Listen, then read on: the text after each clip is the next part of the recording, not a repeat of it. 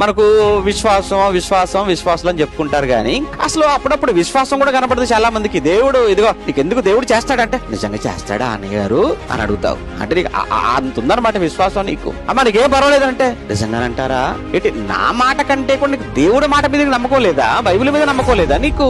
నమ్మండి, బలంగా నమ్మండి. ఈ రోజు మనం నమ్మడానికి ఎన్నో ఉన్నాయి సాక్ష్యాలు. 66 పుస్తకాలు కనబడుతున్నాయి. ఈ రోజు నువ్వు, నేను, మనము దేవుణ్ణి, పరలోకాన్ని, నరకాన్ని, చరిత్ర నమ్మటానికి ఎన్నో రుజువులు కనబడుతున్నాయి 66 పుస్తకాల రూపములో. కానీ ఒకనాడు అబ్రహాము దేవుణ్ణి నమ్మడానికి ఏముందయ్యా అబ్రహాము గారి ముందు? ఒక్కసారి మీరు ఆలోచించండి.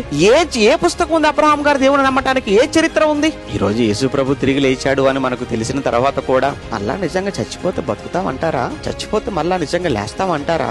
మృత పునరుత్థానం నిజమేనంటారా? యేసు ప్రభు మళ్ళీ వస్తాడంటారా?